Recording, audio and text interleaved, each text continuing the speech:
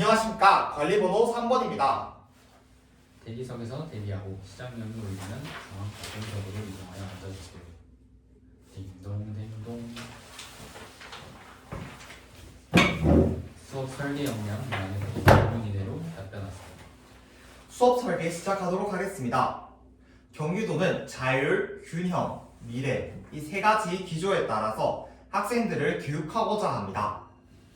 이때 자율의 기조란 학생들이 소통과 협력을 통하여 주도적인 학습을 하는 것을 의미합니다. 이때 학습에는 반드시 책임이 필요합니다. 이러한 자율의 기조에 알맞게 수업을 설계할 때 고려해야 할 점 3가지 말씀드리도록 하겠습니다. 첫째, 토의 활동을 하도록 하겠습니다. 학생들은 구체적으로 저희 수업에서는 활동 2에서 학생들이 자료 1, 2를 통해서 자료 3을 분석한 뒤 앞으로 인구 구성수의 변화에 대해 예상할 때, 그리고 이로 인한 사회 변화를 예상할 때 학생들이 함께 토의 활동을 할 수 있도록 하겠습니다. 이를 통해 학생들은 소통과 협력을 통하여 더욱더 한 발짝 학습 문제에 다가설 수 있게 되며, 이를 통해 학생들은 주도적으로 책임을 가지며 학습이 가능하게 됩니다. 둘째, 질문 공책을 활용하도록 하겠습니다. 구체적으로 저희 수업에서는 활동 2가 끝난 뒤 질문 공책에 궁금했던 점을 적어보도록 하겠습니다. 이후 스스로 학생들이 궁금했던 질문에 대한 답을 찾아나가는 과정을 갖도록 하겠습니다. 이후 교사는 학생이 답을 찾는 과정을 평가하고 이에 알맞은 긍정적이고 교정적인 피드백을 제공하도록 하겠습니다. 이에 끝나지 않고 추가적인 활동이나 자료를 제공함으로써 학생들이 학습 목표의 우리나라 인구 구성의 변화를 알 수 있다에 다가설 수 있도록 하겠습니다. 셋째, 하이러닝의 댓글 동료 평가를 활용하도록 하겠습니다. 구체적으로 저희 수업에서 활동 1 이후 학생들이 시간이 남았을 경우 먼저 끝난 다른 학생들이 각 포스터의 의미에 대해서 생각한 것과 그 연도별 이에 의한 차이에 대해서 생각한 것을 학생들이 댓글을 통해 자신의 생각을 표현할 수 있도록 하겠습니다. 이를 통해 학생들은 소통과 협력을 통해 자신과 같은 생각을 했을 경우 자신의 생각을 더욱더 정교화할 수 있으며, 자신과 다른 생각을 했을 경우 자신이 부족했던 점을 채워나갈 수 있습니다. 이렇게 토의 활동, 질문 공책 활동, 하이러닝의 댓글을 통한 동료평가 활동 3가지를 통해 학생들이 소통과 협력을 통해 책임을 가지며 주도적인 학습을 하는 자율의 기조에 알맞은 학습을 제공하도록 하겠습니다. 이상입니다.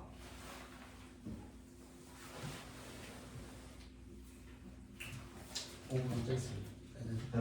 대기석에 앉아서 저거 있을 거야, 멘트가. 답변석에서 대기하다 벨이 울리면 오른쪽 책상 앞으로 이동하세요. 5분 경과시 딩동하세요.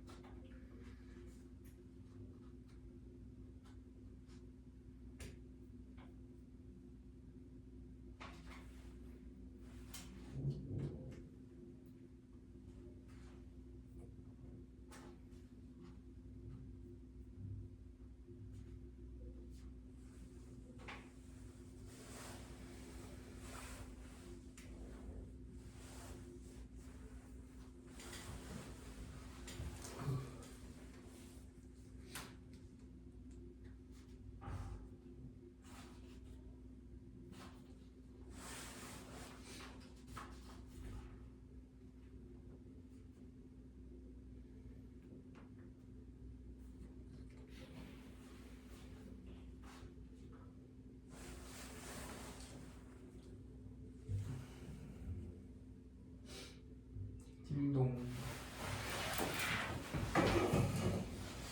수업을 실험해 주십시오. 수업 시연 시작하도록 하겠습니다.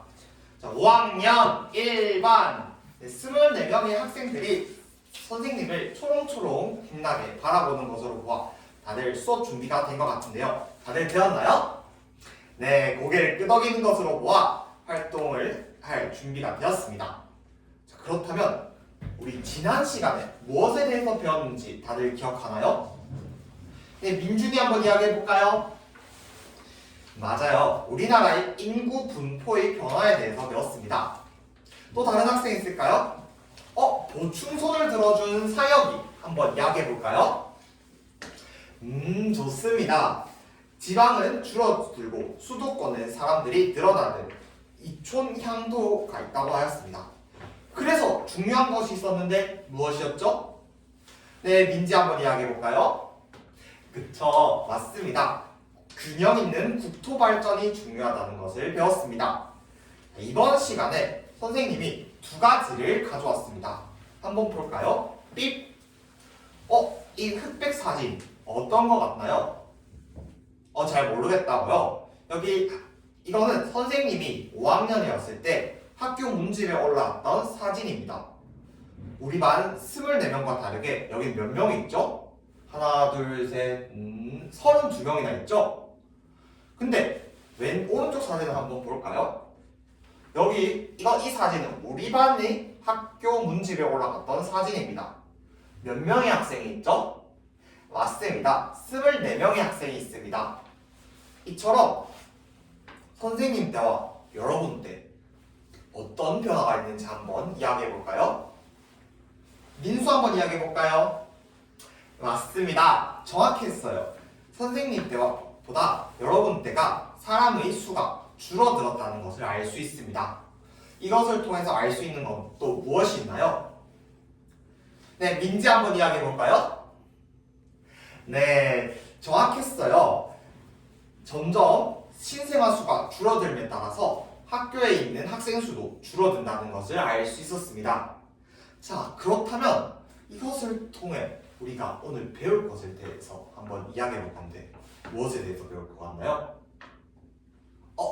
손을 든 학생들이 정말 많은 것으로 보아 와글와글 발표를 해보도록 하겠습니다.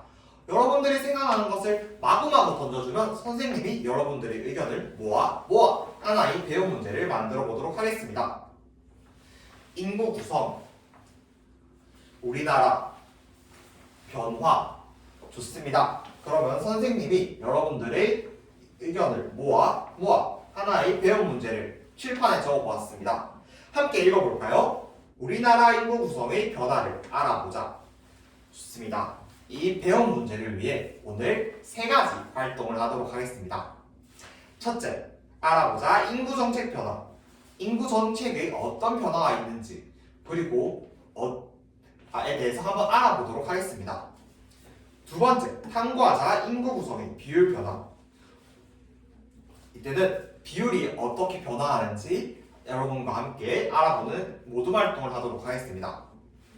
셋째, 해결하자 인구 구성 비율 변화. 그래서 해결하기 위해서는 어떤 방법이 있는지 함께 토의를 하는 시간을 가져보도록 하겠습니다. 다들 준비되었나요? 네, 고개를 끄덕이는 것으로 보아 준비가 된 것 같은데요. 그러면 첫 번째 배움 인문을 두드려 볼까요? 똑똑! 첫 번째 활동, 알아보자 인구 정책 변화. 이 활동은 개인 활동을 하도록 하겠습니다.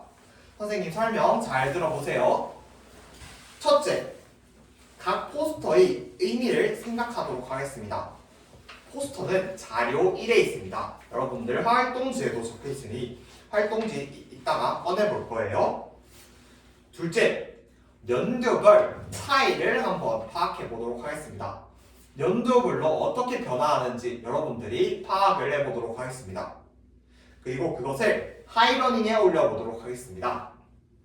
그리고 셋째, 자료 1을 보고 알 수 있는 사회 변화를 파악해 볼 건데요. 이때도 하이러닝을 활용하도록 하겠습니다. 이 활동 시작하도록 하겠습니다. 자, 그렇다면 1번부터 4번까지 4개의 포스터를 한번 비교해 보도록 하겠습니다. 은호는 무슨 이유 때문에 활동 신호등이 빨간불이 켜져 있나요? 포스터의 의미를 어디에 초점을 맞춰야 할지 잘 모르겠다고요? 여기에 같이 나오는 단어가 뭐가 있을까요? 자녀, 딸, 아들. 그렇다면 무엇과 관련돼 있을까요?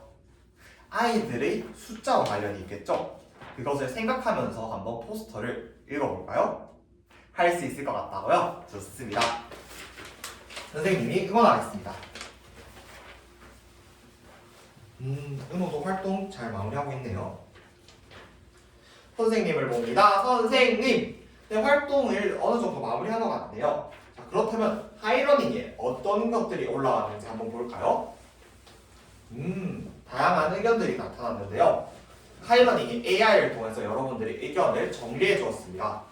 한번 보겠습니다.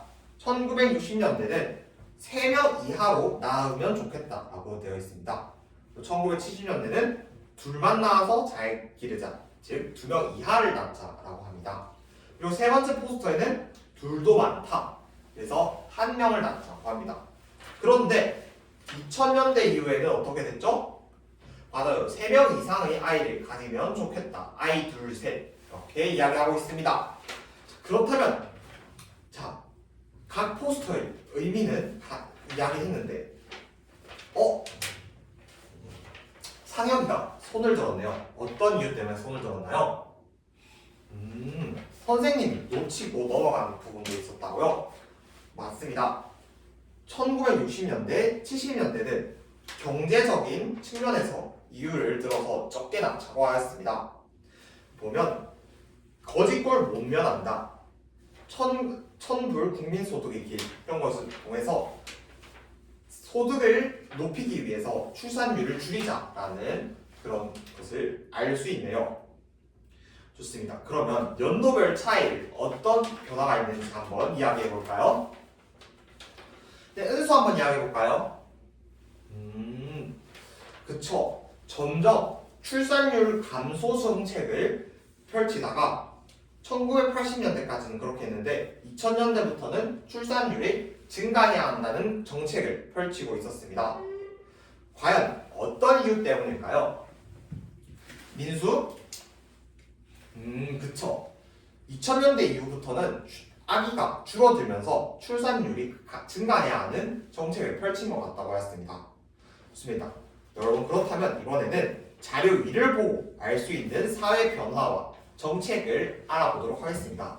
이 활동을 먼저 끝낸다면 여러분들 하이러닝에 다른 친구들이 댓글을 달아보고 시간이 남는다면 추가로 조사를 하는 시간도 가져보도록 하겠습니다. 자료위 한번 시작하겠습니다. 민지가 활동을 먼저 끝내서 댓글과 추가 자료 조사를 하고 있네요. 좋습니다. 활동 신호등이 모두 초록불이 켜져 있는 것으로 보아 다들 활동을 마무리한 것 같네요. 그렇다면 자료 2, 이걸 통해서 알 수 있었던 점 무엇이 있나요? 민준이 한번 이야기해 볼까요? 저출산과 고령화가 크게 이 정책과 관련이 있는 것 같다고 하였습니다. 우리 3, 4학년 때 저출산과 고령화에 대해서 배웠죠? 어떤 의미였죠? 맞습니다. 저출산은 점점 출생할 수가 줄어드는 것을 의미하고 고령화는 노년층의 인구의 비율이 점점 늘어나는 것을 의미합니다. 자, 그렇다면 한번 자료 2를 함께 다시 한번 파악해 보도록 하겠습니다. 폐교되는 학교 수가 늘어나서 학교 대신에 노인들이 쉴 수 있는 쉼터로 늘어나고 있습니다. 자, 그래서 아까 전에 선생님 이 활동을 빨리 끝내면 댓글을 달고 추가 자료를 조사해 보라고 했죠? 아까 민지가 추가 자료 조사하는 모습을 보았습니다. 하이러닝에 어떤 내용을 올렸는지 한번 볼까요? 삐 출산 수가 줄어들면서 유모차 시장이 줄어들고 있다고 합니다. 따라서 반려동물을 키우는 계모차가 늘어나는 것을 알려주고 있었네요. 좋습니다. 이처럼 출산율이 줄어들고 고령화가 심해지는 상황에서 다양한 사회 변화와 정책들이 일어나고 있다는 것을 알 수 있습니다.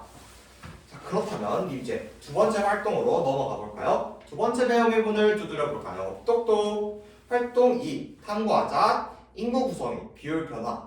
이 활동은 4명당 한 모둠씩 6모둠의 모둠 활동을 하도록 하겠습니다.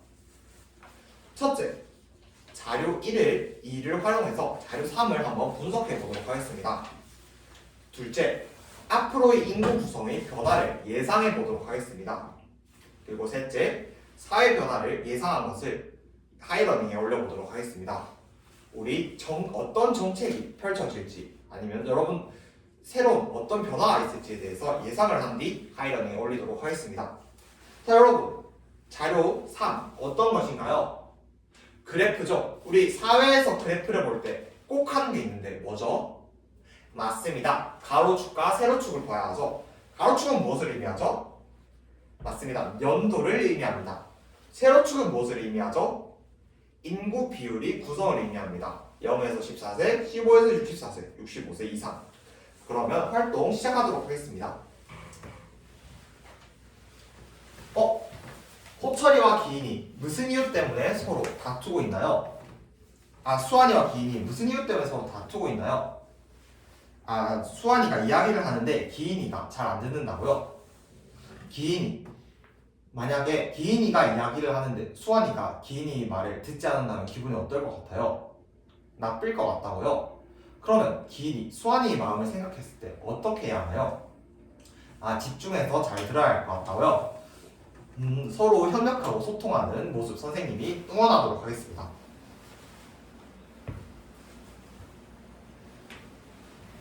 호철이는 무슨 이유 때문에 활동을 어려움을 겪고 있나요?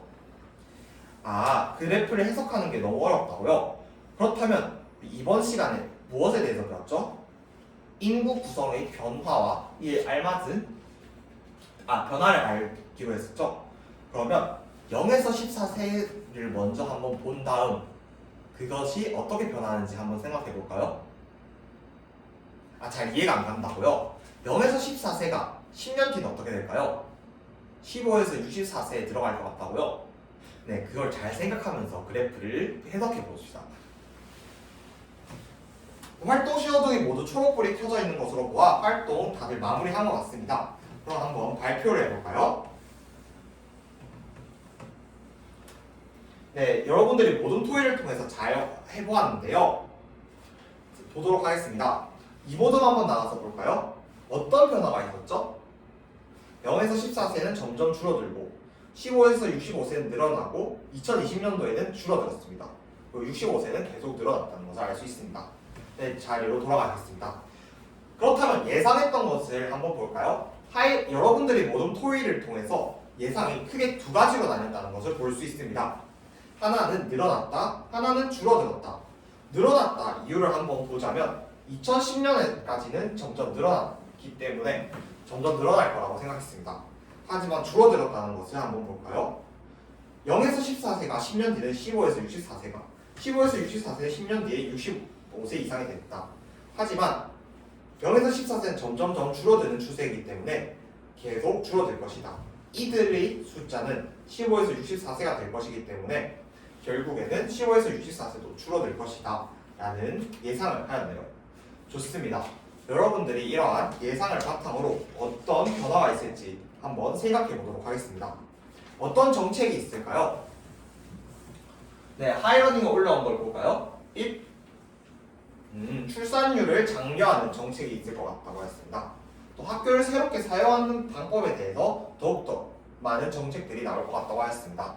좋습니다. 이제 이 활동을 하면서 궁금했던 점을 공책에 적고 여러분들이 수업 후 스스로 답을 찾아보도록 하겠습니다. 여러분들이 질문 공책에 적은 걸 선생님이 평가하고 추가 자료를 주도록 하겠습니다. 이제 세 번째 활동으로 넘어가 볼까요? 이상으로 수업 시간 모두 마무리하겠습니다. 수고하셨습니다. 감사합니다.